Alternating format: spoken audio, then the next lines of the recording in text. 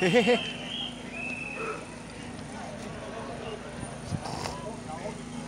Joj, fantomka.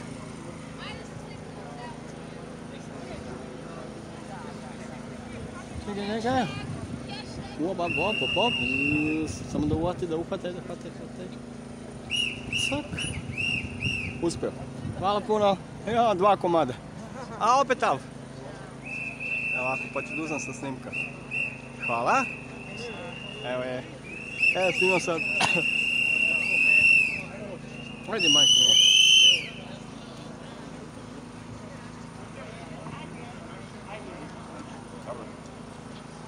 Sad malo pažnje da malo se pomerimo od gola da bi očistili teren za utakmicu. Sa strane. Hvala.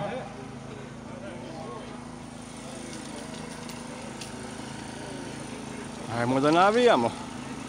Ajde, pozivam igrače Mafije da dođu kod... Nije problem.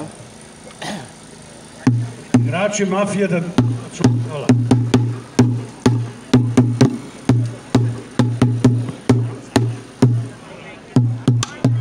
Molim vas da očistite teren, da bi krenuli sa istorijskom utakmicom između reprezentacije naroda i reprezentacije Mafije.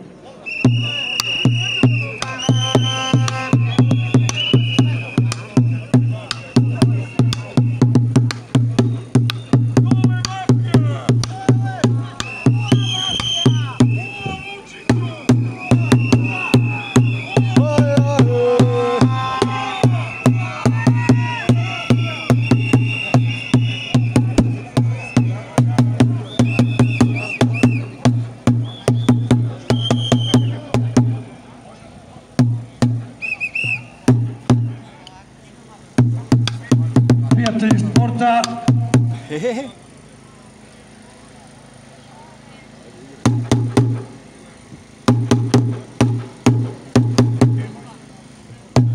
Ona je lepila kameru, prepoznao sam. A? Ostala je s nama, dobro je.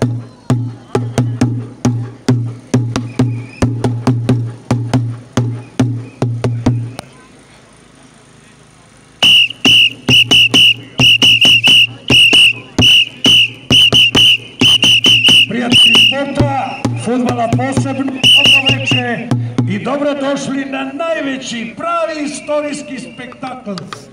Jedini ikad održan u Srbiji, pa ako hoćete i u galaksiji, barem ovoj mojoj sportskoj.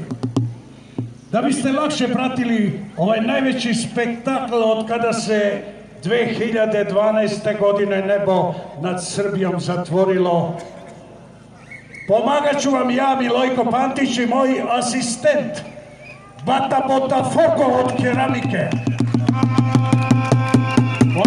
A da, Vasco de Gama od keramike. Šta kažeš? Ma pusti to, Santos. Santos je samo kafa, a Vasco de Gama je istorijska ličnost, čoveče. Dakle, moj asistent je Bata Vasco de Gama od keramike. I da se ne raspravljamo više oko toga, jer evo izlaze igrači Mafije, a evo i naši.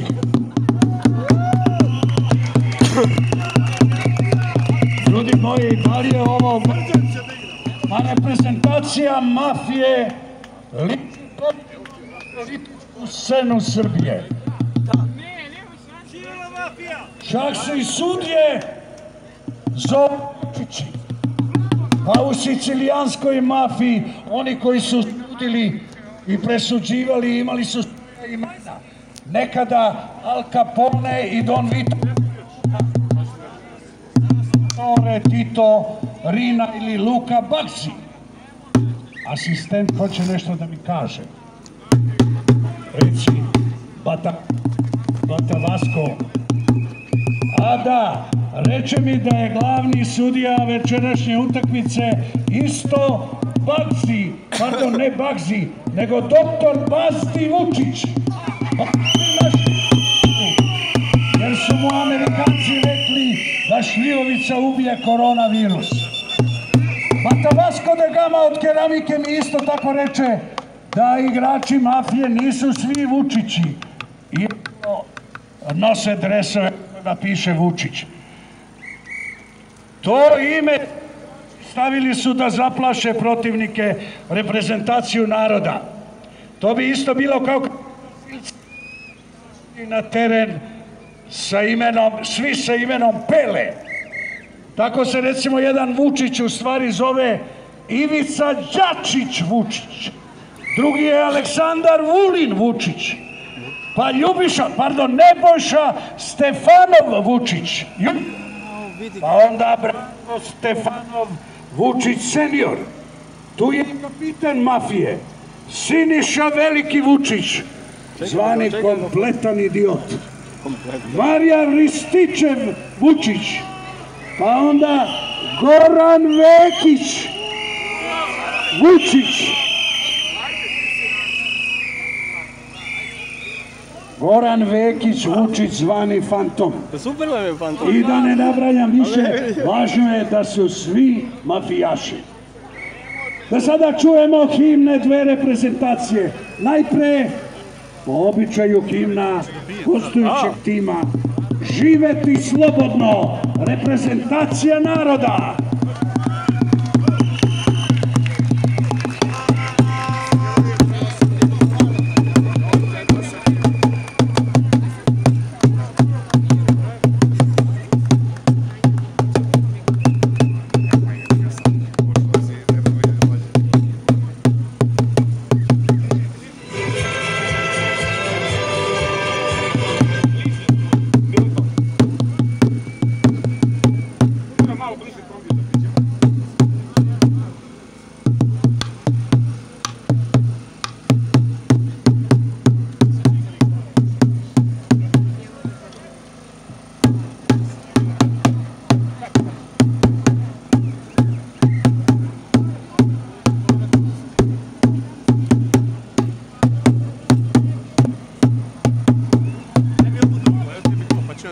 Važi, to si jači. Te više bole. Imamo probleme sa ozvučenjem, ali kreće himna Živeti slobodno, reprezentacije naroda.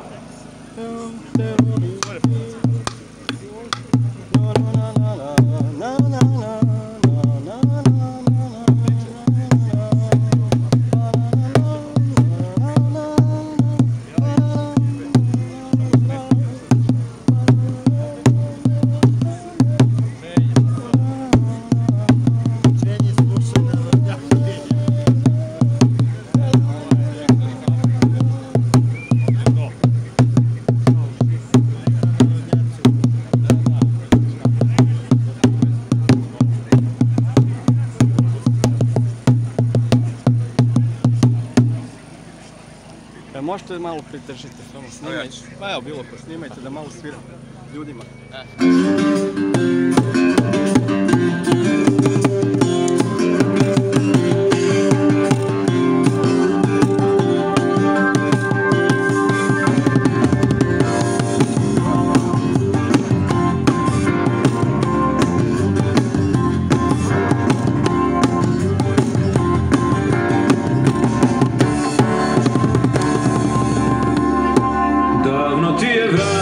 Seo na prag, zemljo Srbijo, niko živ se ne seća tolikih nesreća za jednog vezira. Oko tebe komšije podižu bedeme jedan i prezira. Tog još nije bilo, lutama je milo, a ostala je stila.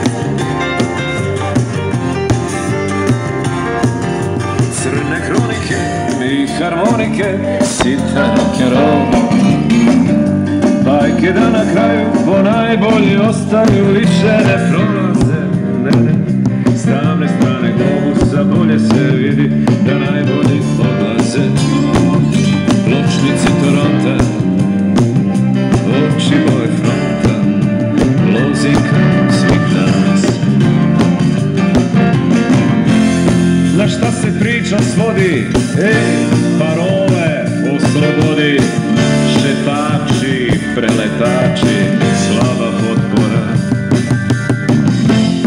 Nije to glava pismo, ili jesmo ili nismo, ovo srce bubnja večni tam otpora. Živeti slobodno, svetom se uviti, okićen peron sokola za uro. Dobro, to je bila himna reprezentacije naroda Živeti slobodno, a sada da čujemo himnu Mafije. Molim vas da ne zviždite, molim publiku da ne zviždi himni, bez obzira što je himna Mafije. Dakle, himna Mafije, a sad adio, svečana pesma povodom rođendana predsjednika Srbije Vučića.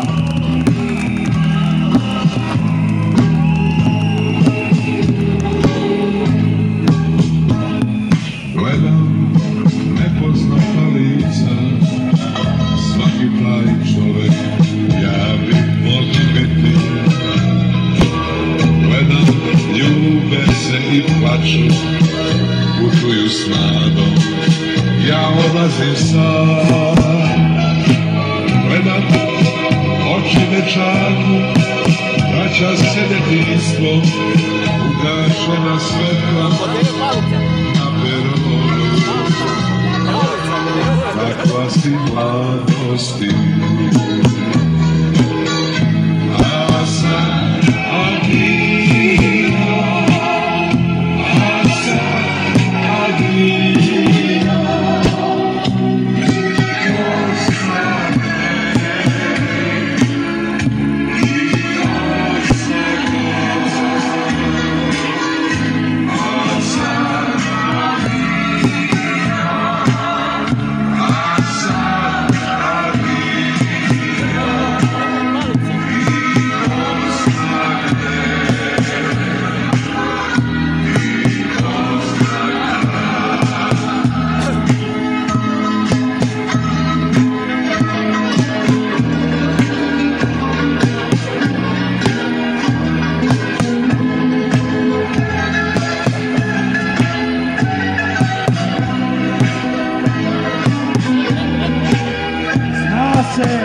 I gde i kad sledeći rođendan u zatvoru. Želim sve da pamtim, nebo, pamet i pisuletu. Gledam i kad zatvorim oči, bit ćemo zajedno u dalekom svetu. Beskrajne ravnice gledam, ozdravljam te zemljo, zemljo moja, ti ćeš me čekati, jedina ti. A sad adio, a sad adio,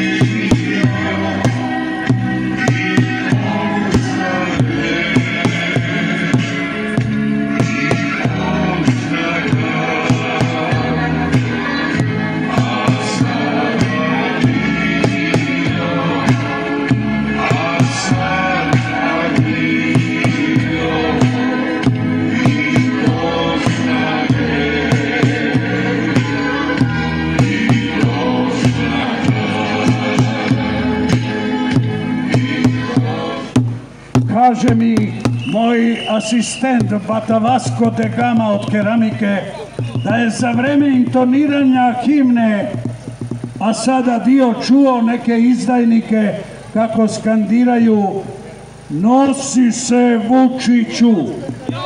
Ne zna Bata Vaske, nije se ni rodio kada je moj kolega veliki Mladen Delić prenosio iz Splita utakmicu Hajduk Saint-Étienne, u čijem timu je bio jedan Afrikanac koji se zvao Kakoko.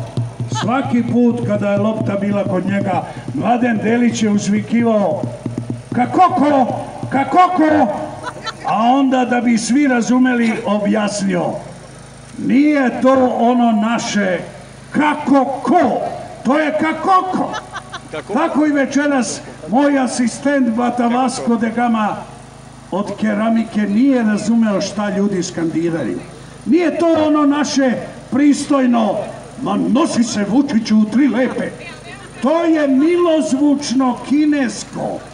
No, si, se, Vučiću. Nosi se Vučiću! Nosi se Vučiću! Nosi se! Gospodin Nosi se je jedan od najbogatijih Kineza, veliki prijatelj našeg Vučića iz Čipulića. Treba znati da je Nosi se Vučiću obećao celo jato letećih automobila na poklon, jer on je vlasnik fabrike tih letelica u Kini koja se zove Šarići. Verovatno niste znali da je poznati kineski tajkun i vlasnik istoimenog fudbalskog kluba u kome igraju reprezentativci Srbije, braća sa 2 prezimena. Znate ono Milinković Savić, a ne, sada mi Bata Vasko kaže Aleksandar Brnabić Vučić i Ante Brnabić Vučić. A zašto njih nema večeras u reprezentaciji mafije? Leče koronu. Zato jer je Nosi se Vučiću javio da zbog virusa korone nije dozvolio svojim igračima da igraju večera za reprezentaciju mafije. Nosi se nije znao da korone nema u Beogradu, pojavila se samo na periferiji Srbije u Subotici, valjda da i mi uzmemo neku kintu od Evropske unije. Ajdemo sada, idemo naši, reprezentacija našeg naroda i reprezentacija političke mafije na terenu. Reprezentacija Srbije ima gol veliki kao što je Srbija velika, a reprezentacija mafije, kao što vidite ovde blizu kombija sa ozvučenjem, ima gol manji od makovog zrna.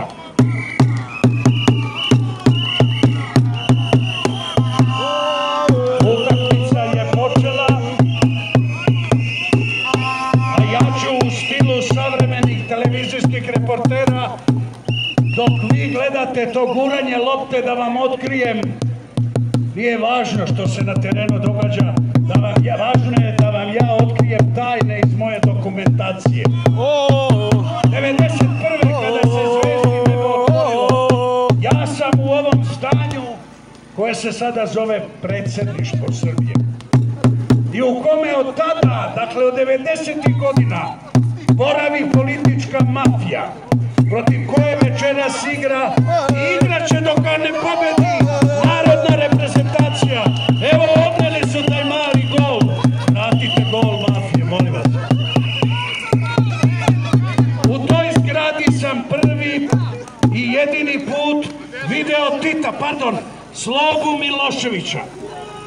Priča je kratka, ali ću je ja prekinuti kad mi asistent Bata Vasko de Gama od keramike javi da je umeđu vremenu pao i drugi gol. Elem nagovorili Slobu Miloševića da posle 2-3 meseca od Barija primi prvaka Evrope Crvenu zvezdu, pa sam na prijem zbog onoga nebo se otvorilo pozvan i ja. Ulazim poslednji u tu zgradu, gužva i galama, i kada me je Slobin posilni predstavio, ovo je TV reporter Milojko Pantić, tek da bih nešto rekao, pitam Slobu u toj gužvi: predsjedniče, da li ste se uzbudili zbog onog penala Pančeva? A on mi, pa da nije čuo, dobro odgovara: taj panel u Pančevu protiv mene organizovali su izdajnici Srbije i to mene ne uzbuđuje, jer narod zna ko je ko. A je Zvezda pobedila Pančevo, pa sada ovako slavi. Toliko je Sloba znao o fudbalu. Umeđu vremenu, kaže mi Bata Vasko de Gama od keramike, narodna reprezentacija reprezentacija koju vode Karađorđe Petrović Crni i Miloš Veliki postigla je i drugi gol. Igrači Đorđa Crnog i Miloša Velikog su se snašli i ubacili umjesto prave lopte ping-pong loptice, jer adekvatne su golu Mafije. Ubacili su ping-pong loptice, a strelac, evo ga, prvi gol. Rukom, brate. Strelac toga gola prvog u istoriji fudbala bio je Hajduk Veljko Petrović. Asistirali su mu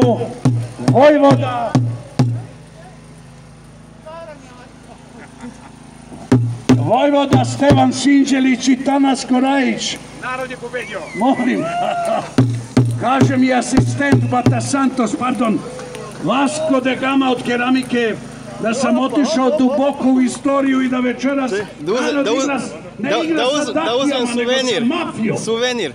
Dobro, slažem se, ali ipak nadam se da će se i danas naći neki Vasa Čarapić koji će goniti Dakije, pardon, Mafiju. Suvenir sam uzeo. Ako ne do Ada Huja, onda bar do Ada Ciganlije. I tako sudija, molim vas, sudija Bazdi Vučić, na Šljivovicu naravno. Sudija, imate li vi časovnik? Pa daj, svirajte kraj, gospodin sudija Bazdi Vučić. Evo ga, odsviran je kraj, minimalna, ali istorijska pobjeda naroda. Podsjeća me moj vredni asistent koji svašta zna, jer da ne zna ne bi bio Bata Vasco de Gama od Keramike. Da vam objasnim šta na kineskom jeziku znači bo, j, ko, t. Jer pojavila se u gledalištu i takva parola. Opasni su ti Kinezi. Malo im je što imaju jezik od 5000 znakova, nego su uzeli i našu reč bojkot. Ali to će Nosi se Vučiću lepo objasniti kad iduće subote dođe u goste u Beograd i donese poklon jato letećih automobila iz Kine. Prvo će iduće subote otvoriti svečane radove na kanalu Dunav-Solun, a onda će posle toga otvoriti zamišljenu prugu, brzu prugu Beograd-Budimpešta do Novog Sada, pa će onda uveče na ovom istom mestu lansirati jato letećih automobila. Ali to će Nosi se Vučiću lepo pred vama. Dođite i vi, dovedite rođake i prijatelje da vidite taj veliki, novi, istorijski spektakl u centru Beograda.